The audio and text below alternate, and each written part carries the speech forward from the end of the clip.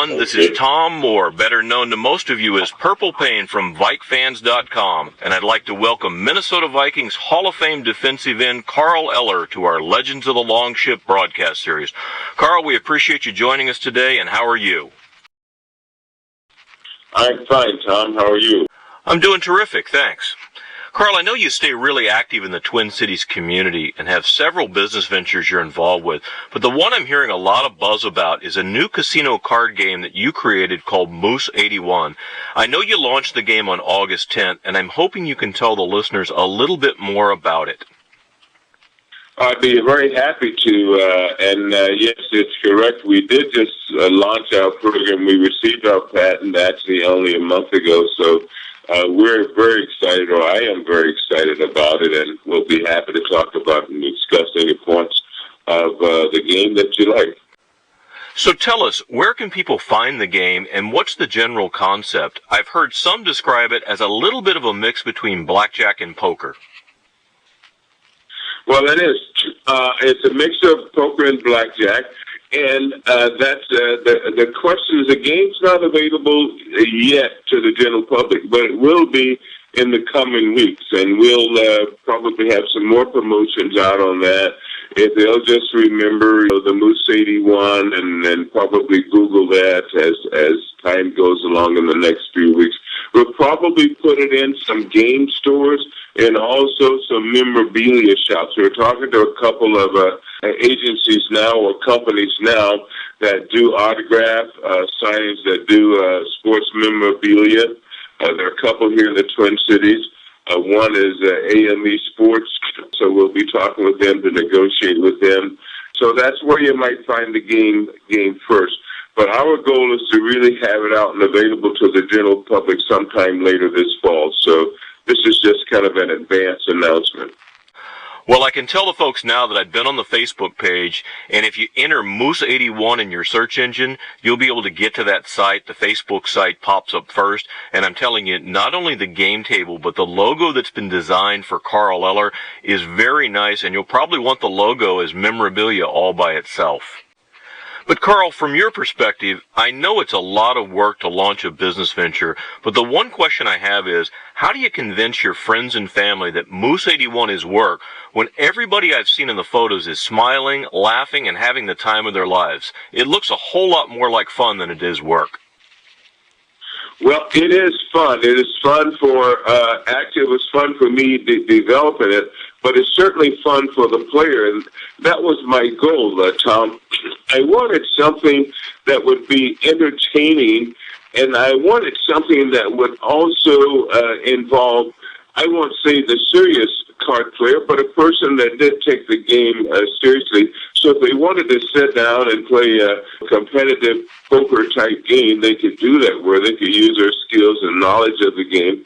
But I also wanted to be a game where the novice that could sit down, and I know a lot of people don't want anything to do with the gambling or gaming or the casinos, but this is a game where they can be lucky and win. And so it's a combination of the two, and that was something I really was striving for, that you could bring these people together. And I gave it the football theme, Tom, because for some football fans are gamers and some aren't, but here you can bring them both together. You know, that's great. As a matter of fact, my mom is in her 70s and up in Duluth right now, and she loves to go to the casinos, but she only plays the slot machines because she gets intimidated by the complicated rules in traditional casino table games. But Moose 81 sounds like a game she can get started with pretty easily, and then for my dad, he can enjoy the intricacies and the strategy of the game. Well, she can enjoy it, and it will be available electronically as well. We're developing that software, so that's probably the first. I don't know. Right now we're marketing, we're negotiating, we're talking to several companies, we're getting it out to the public, just like you say. So it's an exciting time, but it will be available, and our goal is to get it on slot machines. If we don't, I know it will be, because the new phase right now, the rage right now, if I were to use that word, is electronic and computer games. So your mom may have to switch over a little bit from the slot machines and get into the gaming, the electronic games, which are everywhere. And so I'm excited about that as well. Well, we've trained her well, so she's ready to make that move. I know that obviously the nickname is Moose 81, but a lot of people don't know where you got the nickname Moose. Where did that come from? That is actually a nickname that I had since high school, and it started on the Sandlot. And I grew up in Winston-Salem, North Carolina, and we used to play on the playgrounds there. It was sort of make-up football, and when I got big enough, we'd go and play on the playground with the big boys and all of that stuff. And there was a guy, his name was Charlie Humphrey, and he was an older guy, but he would be there and he would watch the games, and for some reason he assembled or likened me to a big old moose running around. I mean, I was a big kid, but we played with older kids too, so I wasn't the biggest one on the field. And he made the comment like a big old moose running around with a football, and that's kind of where it started, the very first time. And growing up in North Carolina, I don't know where he got the images. He obviously had traveled more than probably most of us around there, but we're kind of familiar with that. Well, Carl, in addition to Moose 81, I know you're active and a vocal advocate for the issues that affect retired NFL players. And in fact, you founded the Retired Players Association, which is mainly dedicated to the health and welfare of retired players. Can you tell us a little bit about your efforts to raise awareness and funding for medical research, especially in the area of repeated head trauma, which I know is experienced by so many former NFL players? Well, Tom, that's a big issue right now, and you know that the NFL is actually, they're not in litigation, I don't think yet, but there's a big suit against the NFL from former players or by former players in regard to concussions and head injuries and head trauma and things like that. There's a lot of investigation that's still going on, but the idea, the basis of the suit is to link the blows to the head to any effects, things like Alzheimer's, dementia, those kinds of things that come on later in life. And I think the suit is that most of the players are claiming that the NFL really hid the information or had knowledge that wasn't shared with the players. And I think that's the gist of it, and the courts will decide that. But we do know that from research and statistics is that we have a higher number of Alzheimer's and dementia in our population, higher than the average population. So what that's from, we don't really know, but certainly the concussions are a target and a culprit probably in this scenario. Well, it's important to bring this issue to the forefront because it's not just a Minnesota thing. It's a concern nationwide, not only for the current players on the field, but making sure that former players have the health care that they need in their years after football. It is an important issue, and one important issue is to really take care of the players and take care of the retired players and make sure that they have access to all of the health care and other benefits that they need and deserve. But the other thing, though, Tom, one of my main focuses, or kind of my pet peeve, it's not so much on our website or the retired players' website right now, because it's a goal that's sort of a secondary agenda that I personally have, and other members that are active in the NFL Retired Players Association. We want to raise the level. I want to say personas, not awareness, but the value of the retired player. You know, we have these guys in our community, certainly, around the league cities, but all throughout the country, and they are actively involved in many worthwhile projects. And many of them have businesses or activities that they're involved in. And I think that they could be an asset to the community, where the community know their whereabouts and know their involvement. And I think that the retired athlete really does increase the value of the neighborhood and the community simply by the attention and the awareness and the notoriety that they can bring, not just to their activities, but the other activities going on in their area. And one of our is the Center for Disease Control. and we were involved in their influenza campaign. We were in 2012, and we hope to be again in 2013. But that was the case there. We found out that we got widespread attention in terms of bringing awareness to the influenza week campaign. We wish you continued success on that. You mentioned before where you got your nickname on the playgrounds in North Carolina. What influences a North Carolina guy to come from where you are to the cold of the Twin Cities and the University of Minnesota for college? And were there other colleges that recruited you that you considered before you came to the U of M? Minnesota was the primary college. I got recruited by a couple colleges out east, some of the larger colleges, but not any of the major colleges. The Big Ten at that time was a major conference, although Minnesota wasn't doing real well at the time that I made that decision. And part of the reason was I thought that, well, they're not the best team right now, but maybe there's room for me and I can help them become a really great team, rather than going to a team that was already a dominant team that might be more difficult for me to make an impact or to gain a spot.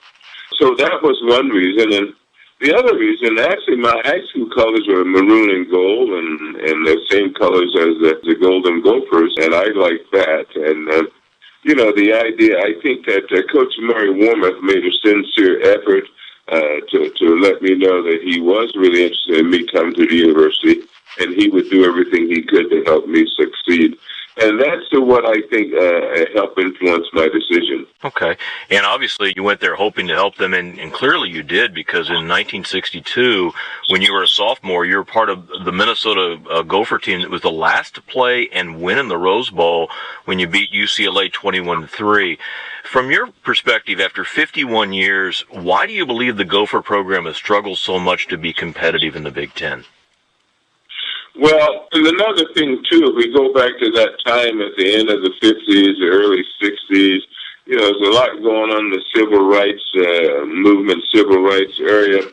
And a lot of the schools in the South were not recruiting, certainly black athletes. And so I think after the success that we had, or many athletes, I followed Bobby Bell and other athletes like Charlie Sanders, who's a Hall of Famer. Other guys came from North Carolina to go to schools up north, and they contributed to their success. Certainly schools like Michigan, Ohio, and some of these other schools. They basically kind of closed those floodgates. And so that wasn't open to Minnesota, because the other schools, southern schools, started to recruit some of those athletes that would go to Minnesota or end up in a school like Minnesota because of the Jim Crow era. So when that kind of ended, I think that changed the talent pool for Minnesota. And then it became a situation where they just struggled to compete for the limited resources with the Ohio States and the Michigans, I assume. Yes, that's how I see it. When your career concluded there in 1964, you were actually drafted in the first round by both the Vikings of the NFL and the Buffalo Bills of the AFL. From your perspective, knowing what the draft looks like today, what did the draft process look like in 1964? And did you have any workouts or conversations with teams prior to being drafted? That's really a good question, because there were the two leagues. It was kind of into that era. But I was drafted by the Buffalo Bills in the American Football League, which basically hadn't expressed that much interest in me, or I wasn't aware of their interest in me, at least not any substantial interest that might lead me to believe that they might draft me, or especially draft me at number one. But I did hear, and I thought the National Football, because there were some teams interested. The Rams were one, and I can't recall what others were that were really serious, but I did get some inquiries from the Rams. And at that time, just to show you, I love Minnesota, and I've lived here, and I've continued to live here. I just didn't think that I wanted to go out to California at that time. I wanted to continue to live in Minnesota, and I thought that if I could, then that would be the best chances for me to be successful. And it turns out that was a good decision for me. So it was not just the team, but the locale itself, the city and the state of Minnesota. And so I had made a strong emphasis that, I would prefer to stay in Minnesota, and maybe that's why I didn't have as much interest in some of the other teams, but still it was a surprise, and it was just a very nonchalant, wasn't a big deal, nothing at all like today. Much like you say, today's different. The squad's going through their training camp in Mankato right now. Everything's high-tech and structured. Players are only participating in 9 full padded practices all summer. And from your perspective, what did training camp look like in 1964 under head coach Norm Van Brocklin? Oh, it was crazy. I mean, we had a camp, and it was up in Bemidji, Minnesota, which was north of the Twin Cities. Beautiful country up there, and I like it. We practiced with a nice facility right by the lake, and if you're familiar with northern Minnesota, it's beautiful with the pine and the trees and all of that. And a little bit cooler, too, which I thought was good. But it was a tough camp, a lot of contact. I mean, it was the time when you had to hit each other, you had to beat the guy across from you. And Van Brocklin was the kind of guy, he loved the physical contact. He couldn't get enough of it. So that's kind of the atmosphere that I started in with the Minnesota Vikings. Your experience with him for a few years, what was he like, and why do you think he abruptly walked away from the team before the 67 season, and were you surprised by that move? Well, I was not surprised by it, but I think that Norm Van Brocklin does not get the credit he deserves, because I do think that he established a foundation and the character for the Minnesota Vikings, because from that we became really hard-hitting, tough, no-nonsense kind of guys. I mean, everybody that played us, even in those days, knew that we were a very physical team, and that was because that's the way that Van Brocklin coached us. He would use terms to let you know, and under no uncertain terms, that, boy, you had to really stand up and fight. You had to prove your manhood. I heard some of the terms he used are often things you didn't want to have your mother around to hear. Is that correct? We don't want to use them here in this interview. I don't want to use them. Well, after he left, the Vikings brought in somebody completely different. And while he was a Minnesota native, Bud Grant came from the Canadian Football League. How did the players initially view Grant's different style, such as having an actual drill and practice to line up for the national anthem?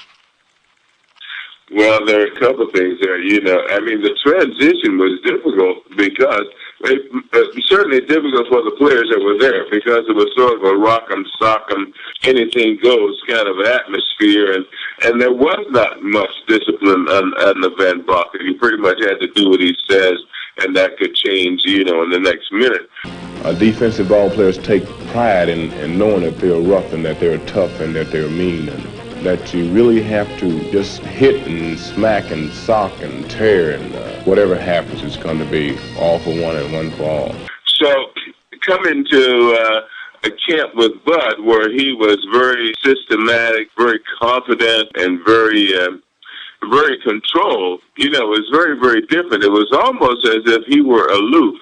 So we both against that initially. At least some of us did anyway, because we kind of, even though we weren't winning games, we kind of liked that free-for-all style, and Bud would have none of that. His was very disciplined, very organized, very orchestrated, very well thought out system, and so there was some adjustment, but Bud was a stern guy. He knew what he wanted, and the thing about Bud is that he was a fair guy, and I think that that's what won people over. And he didn't have like the big stars on his team, and certainly not at first. He treated us all the same, and we all went through the same work ethic, and so we became, and certainly now, love Bud because of what he was able to do for us and bring to the team. To mention, Bud had that national anthem on the sidelines and had players line up, and that was kind of a true. It wasn't just discipline on his part, but it was Bud's way of showing respect for the country and all of that. And one of the things is that's a time when the country really was at war, and it was during the Vietnam era, and as a way to show support for the troops as well. Because I was playing football, would have been at that draft age. I was just a young man of 22, maybe not a draft, but certainly at service age, and a lot of guys were in the National Guard.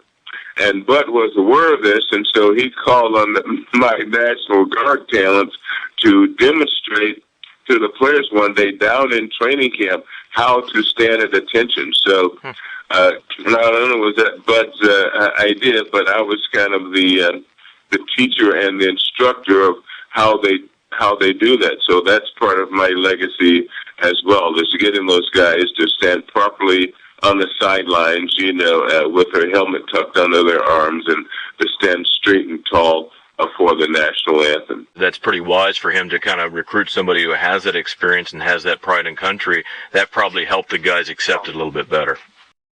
In the 60s and even into the 1970s, the pay for NFL players was not especially lucrative, and most players had to secure work in the off-season just to make ends meet. Did you have an off-season job during your playing career, and if so, what was it? And if you had a job, how did you balance working with trying to stay in shape for the season? In the off-season, yes, we had to work. And again, there's a big difference there between what's going on now, because essentially these guys do not have an off-season. And Bud's theory, and I certainly support that, was that, we played a 14-game season that expanded to a 20-game season, 4 exhibitions and 16 regular season games. In those days, it was 14 regular season games. But I thought that was a lot of wear and tear on your body. And, of course, that was Jim Marshall's famous motto, is that there's only so much bread on the tar. But I relished that time off away from the physical contact, doing something really different. You just kind of got away from football. My experience is that it was so intense the time you played, from even before you went to camp till the last game, the last down. That's all you thought was football, and so it was nice to get away. But we knew that football, for one, would not last long, certainly not forever, and that you'd have to find other ways of income. Comparatively to the general public, I mean, we made more, substantially more, right, but it was not enough for you to live on or retire on, even for the most prudent of us.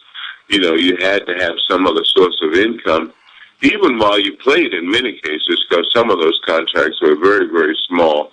With some of the big draft guys, you got a big bonus or something like that. Right. But a lot of guys were making very average salaries. I'm sure it was difficult when you go to a potential employer and say, I'd like to find an extra opportunity. I've got 4 months to give you or 5 months to give you. That's hard for them to hire as well. Well, the thing was, the community, this is a great community in Minnesota. The guys would go and companies would hire you and put you in some PR position or something like that, or they were happy to have a guy around the office or around the shop or to be part of their team. They knew, in most cases, that these guys were probably not a serious employee, but they're to kind of make ends meet or kind of put a couple more coins in the coffer and stuff like that. So it provided a really good atmosphere.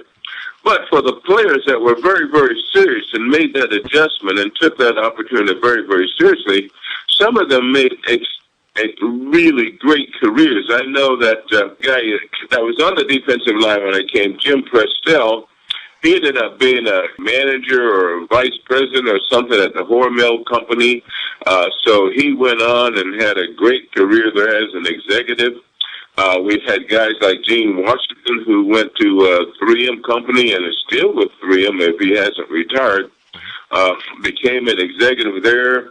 Guy like John Henderson ended up with Honeywell, became an executive there. So guys that really, and other guys as well, had great careers in the business world. And so that was a great opportunity for them to, while they were playing football, to get their foot in the door and to sort of settle down and get acclimated to that business environment, which is a totally different environment than professional sports and NFL football. The running backs. It's Ernie Coy. And Carl Eller hits him first. Winston